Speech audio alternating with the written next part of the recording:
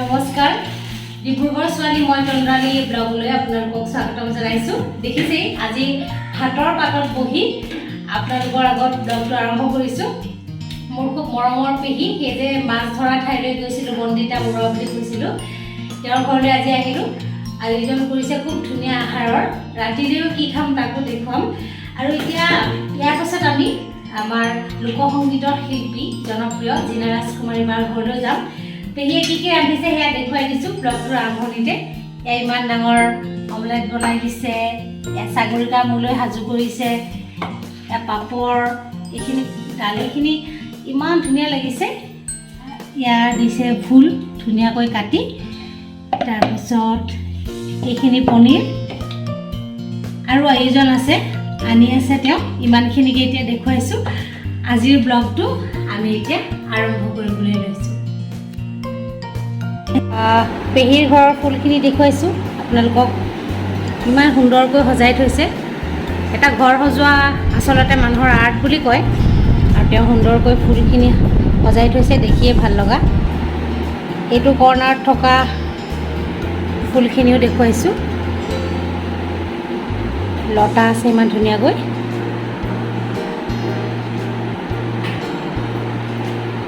তেওঁ সজাই যিমান ধুনীয়াকৈ থৈছে সঁচাকৈ শলাগ ল'বলগীয়া। সেইকাৰণে এই গছবোৰ কেনেকৈ সজাই থৈছে মই আপোনালোকক দেখুৱাইছোঁ। এইখিনি এটা সৰু আলমাৰীৰ ওপৰত আছে, কি ধুনীয়াকৈ সজাই থৈছে। মানি প্লেণ্ট লহপহকৈ বাঢ়িছে আৰু কৰ্ণাৰটোতো সজাই থৈছে, দেখিবলৈ খুব ভাল লগা হৈছে। এইফালে এইখিনি ফুল বেলকনিত আছে। বেলকনিৰ ফুলখিনিও যথেষ্ট সজীৱ। এই কচু গছজোপা চাওকচোন কিমান ধুনীয়া সেউজীয়া, সেউজীয়াৰে ভৰি আছে ঘৰখন। গতিকে এনে মনোমোহা পৰিৱেশ আপোনালোকক দেখুৱাবলৈ পাই মোৰ ভাল লাগিছে। এইজোপা বেলকনি এখনত ইমান ডাঙৰ গছ হ'ব পাৰে বুলি আমি পটককৈ ভাবিব নোৱাৰোঁ, কিন্তু বেলকনি এখনতে ইমান ধুনীয়াকৈ সজাই থৈছে। ফুলকেইজোপা দেখিয়ে মনটো ভৰি গৈছে। আৰু এখন বেলকনি আছে, তালৈ আহিছোঁ। এয়া সজীৱ ফুলবোৰ বিভিন্ন ধৰণৰ, এল'ভেৰা, এইখিনি ফুলো মই আপোনালোকক দেখুৱাইছোঁ। এইজোপা গছ ইমান স্বাস্থ্যৱান, দেখিয়ে ভাল লাগি গৈছে। ঘৰৰ বাহিৰতো ইমান ধুনীয়াকৈ ফুল ৰুই থৈছে, দেখিয়ে ভাল লগা। এইকেইজোপা গছো আপোনালোকক দেখুৱাইছোঁ। মুঠতে খুব ধুনীয়াকৈ ফুলৰ চখ কৰা এখন ঘৰলৈ আজি আমি আহিছোঁ। এইজোপা পেহীৰ ঘৰৰ পৰা এতিয়া জিনা ৰাজকুমাৰী বাৰ ঘৰলৈ বুলি ওলাইছোঁ। খুব ধুনীয়া এটা পৰিৱেশত আছোঁ আজি পেহীৰ ঘৰত, আৰু লগতে জিনা বাৰ লগতো লগ কৰি কিছু মনৰ কথা পাতিম, এটা গান ৰেকৰ্ডিং কৰি আনিম আপোনালোকৰ বাবে। গতিকে আহক জিনা বাৰ ঘৰলৈ বুলি যাওঁ। জিনা বাৰ ঘৰটো পাইছোঁহি, আহি আছোঁ।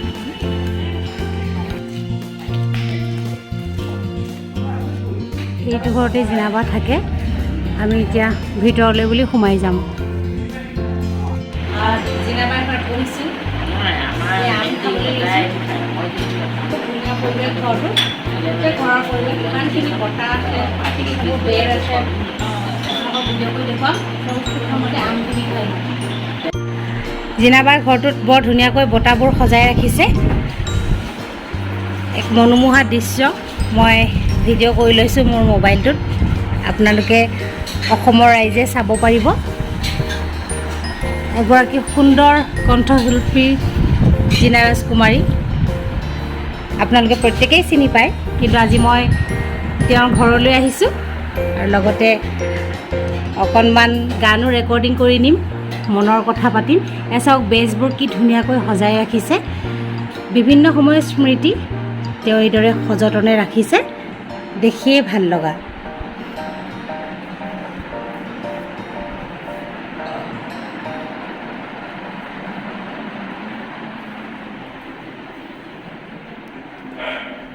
বেজবোৰ দেখি ভাল লাগিছে, বিভিন্ন সময়ৰ মুহূৰ্ত এইদৰে তেওঁ সাঁচি ৰাখিছে। এয়া বিভিন্ন সময়ৰ সম্বৰ্ধনা পত্ৰ।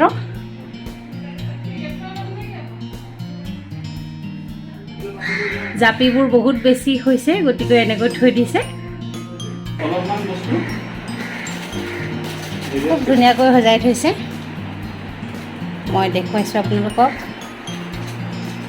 ভণ্টি সাগৰিকাই জিনাবাৰ এলবাম চাই আছে। জিনাবাৰ এলবাম কেইখন বৰ ধুনীয়া ধুনীয়া, বিভিন্ন সময়ৰ ফটো আছে।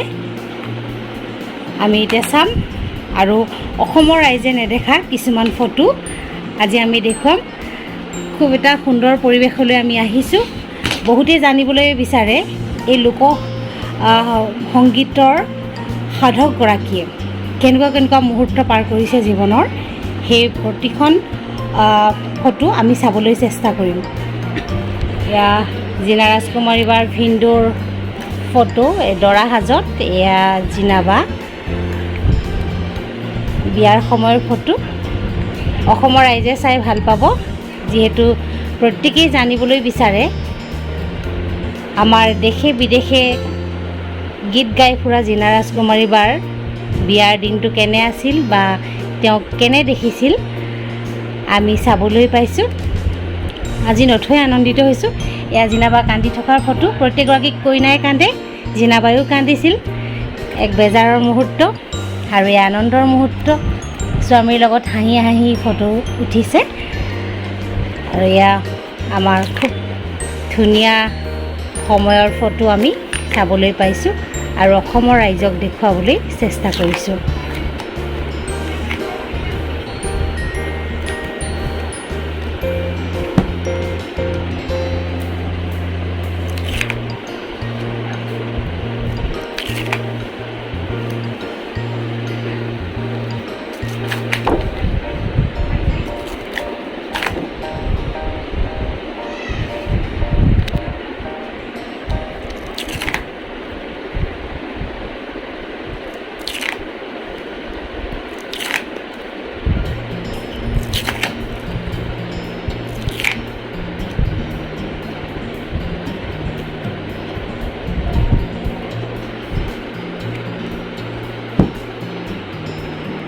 এয়া চীন দেশ, থাইলেণ্ড আৰু বাংলাদেশলৈ যোৱা স্মৃতি তেওঁলোকে সুন্দৰকৈ সাৱটি ৰাখিছে।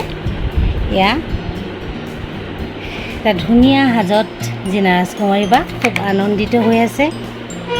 আৰু এইবোৰ বিভিন্ন সময়ৰ ফটো।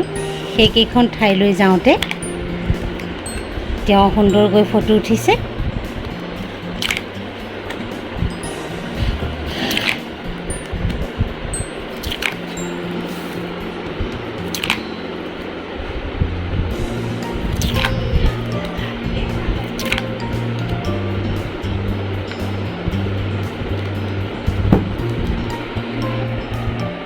আৰু এখন চাবলৈ লৈছোঁ এতিয়া, চুইট মেমৰিজ। বিভিন্ন সময়ৰ সঁচাকৈয়ে অতি সুন্দৰ সুন্দৰ আলোকচিত্ৰ তেওঁলোকে এলবামত বৰ ভালকৈ সাঁচি ৰাখিছে। বিভিন্ন সময়ৰ ফটো আচলতে মানুহে মোবাইলতে ৰাখে আজিকালি, কিন্তু তেওঁলোকে এইদৰে প্ৰিণ্ট কৰি খুব ধুনীয়াকৈ প্ৰিণ্ট কৰিছে। দেখি আপোনালোকে নিশ্চয় গম পাইছে। বিভিন্ন সময়ৰ এনেকৈ যদি আমি সময় যেনেকৈ মানুহৰ সাক্ষী হয়, কিন্তু এই ফটোকেইখনো সাক্ষী হৈ ৰৈছে। এই ফটোকেইখন থাকোঁতে বা এই ফটোকেইখন আমি যদি বাৰে বাৰে লুটিয়াই চাওঁ, তেতিয়া তেওঁৰ জীৱনৰ মধুৰ মধুৰ সময়বোৰ আমি অনুভৱ কৰিব পাৰোঁ। গতিকে এজনী ৰাংঢালী মানুহ জিনা ৰাজকুমাৰী জীৱনৰ বিভিন্ন সময়ৰ দৃশ্য আমি এইদৰে আমাৰ মোবাইলত কেপচাৰ কৰিলোঁ। আমাৰ ঘৰত এতিয়া চুজি খাইছোঁ, এটা ঘৰুৱা পৰিৱেশ আৰু আমাৰ পুৰণি চিনাকি, সেইকাৰণে ইমানখিনি সুবিধা হৈছে। আৰু বায়ে নিজ হাতেৰে বনোৱা চুজি খাবলৈ দিছে। গোন্ধটো সাংঘাতিক ধুনীয়া আৰু খাবলৈ কেনেকুৱা হৈছে খাই চাইছোঁ। বহুত টেষ্টি বনাইছে। সুন্দৰ কণ্ঠশিল্পীৰ লগতে ভাল ৰান্ধনিও বুলি আজি গম পাইছোঁ। আম খোৱাৰ পাছত এতিয়া চুজি খাইছোঁ, তাৰপিছত চাহ খাম, তাৰপিছত বাৰ লগত অকণমান আদা দি আমি গুচি যাম। কৈছিলোঁৱে চাহ খাম বুলি। ইয়াক পকৰীৰে সৈতে লাল চাহ বনাবলৈ গৈছিলোঁ। গাখীৰ চাহ অকণমান গেছৰ প্ৰব্লেম, সেইকাৰণে খোৱা নাই। লাল চাহ আৰু পকৰীৰে ধুনীয়াকৈ সজাই দিছে কাপটোত।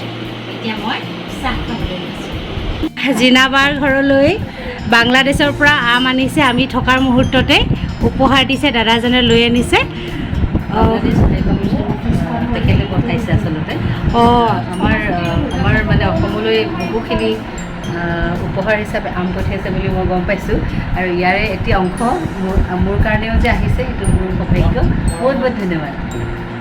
হয়, জিনাবাই আমটো কাটিছে, আমৰ ফিটা কাটিছে, বাংলাদেশৰ আম। তাৰ চাইজটো আমি চাব লাগিব তাকেইতো কেনেকুৱা হয়। আমটো প্ৰত্যেক ঠাইতে একেই হয়, কিন্তু জলবায়ু অনুপাতে অকণমান আকাৰো বেলেগ হয়, আৰু মিঠা বেছি নে কম খাই চালে অৱশ্যে গম পাম। বেছি ধুনীয়া, ৱাও খুব সুন্দৰ, ইয়া অতি সুন্দৰ। 2 কেজিমান হ'ব নেকি? 2 কেজি এনেকুৱা হ'ব। হয় হয়। ইয়া জিনাবা প্ৰত্যেকেই চিনি পায়, জনপ্ৰিয় কণ্ঠশিল্পী। অসমৰ বিভিন্ন ঠাইত বুলিয়ে মই ক'বই নোৱাৰোঁ, যিহেতু তেওঁ দেশ বিদেশে ঘূৰি ফুৰে। অসমৰ হৈ পিনি তেওঁ তাত গোটাতৰা হৈ জিলিকি থাকে। আমি টিভিটো প্ৰায়ে দেখোঁ, কিন্তু আজি মোৰ ব্লগটো বা নিচেই কাষৰ পৰা আপোনালোকক দেখুৱাওঁ বুলি ভাবিলোঁ। বা কেনেকুৱা লাগিছে? ভাল লাগিছে, মানে নজনালী মূৰ্চনা আজি আচলতে আহিছে আমাৰ ঘৰলৈ সৰু ফিল্ম লৈ, মতিও আহিছে, হিমা দাস বুলি মাতি এতিয়া কেমেৰাত কৰি আছে। হয়, কেমেৰা পাৰ্চন হিমা দাস। গতিকে ভাল লাগিছে, মানে আহিছে আলহী খুৰাকে। এতিয়া দিনত যে এনেকৈ আমি আচলতে লগ পোৱাটো হোৱাই নাই, বহুদিন লগ পোৱা নাই, সিমানে ভাল লাগিছে যেন পৰিৱেশটো যেন আগৰ দৰে গৈছে, এনেকুৱা এটা অনুভৱ হৈছে। আমি আম খালোঁ, কিবাকিবি চুজি খালোঁ, চাহ খালোঁ, মানে ভাল লাগিছে। হঠাতে আবেলিটো অলপ ৰঙীন হৈ গ'ল আচলতে নক'বাকে। আৰু আমি বাহঁতক ছাৰপ্ৰাইজ দিছোঁ, মনে মনে আহিছোঁ, একো খবৰ নিদিয়াকৈ আহিছোঁ। সেইটো কাৰণে মানে ভাল লাগিছে, সঁচাকৈ ভাল লাগিছে। আৰু নদালি খুব সৃষ্টিমূলক কামবিলাক কৰি সদায় তুমিও গৈ আছা, সেইকাৰণে মোৰ সদায় শুভেচ্ছা আছে, শুভকামনা আছে। খুব ধুনীয়া লেখা, তোমাৰ চেষ্টা কৰি আছোঁ, মানে ৰাইজে ভাল পালে বাকীখিনি দিবলৈ। তোমাৰো মন আছে জানো, বহুদিনৰ পৰা জানো। তোমাৰ জৰিয়তে আকৌ তোমাৰ যে নতুনকৈ এই পদক্ষেপটো লৈছা, হয়, ৰাইজৰ বিভিন্ন ধৰণৰ অনুভৱবোৰ তুমি বুটলি ফুৰিছোঁ। হয়, সেইটো ভাল লাগিছে। গতিকে মোৰ ফালৰ পৰা তোমালৈ আকৌ শুভকামনা জনাইছোঁ। ধন্যবাদ। মই 2012 চনৰ পৰা মৰিগাঁৱত শিক্ষয়িত্ৰী হিচাপে চাকৰি কৰি আছোঁ, আৰু তাৰ পাছতেই মৰিগাঁওখনৰ জোনবিল মেলা, অসমৰ এখন জনপ্ৰিয় মেলা, সেই মেলাখনক লৈ বায়ে এটা খুব সুন্দৰ গীত গাইছিলে, জোনবিল বজাৰত মানে জাক জাক গাভৰুৱে। অকণমান বা গুণগুণাই দিয়ক, পাছত আৰু বেলেগ এটা গীত গাব।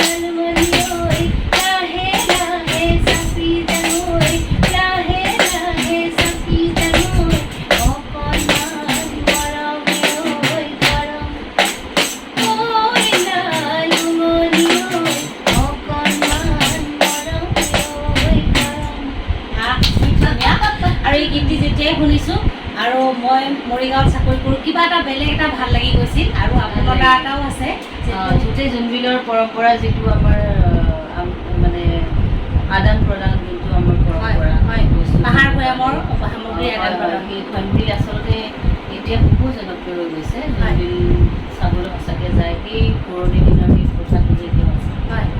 মানে এটা আপুৰুগীয়া এটা সময় আৰু জোনবিল বজাৰত।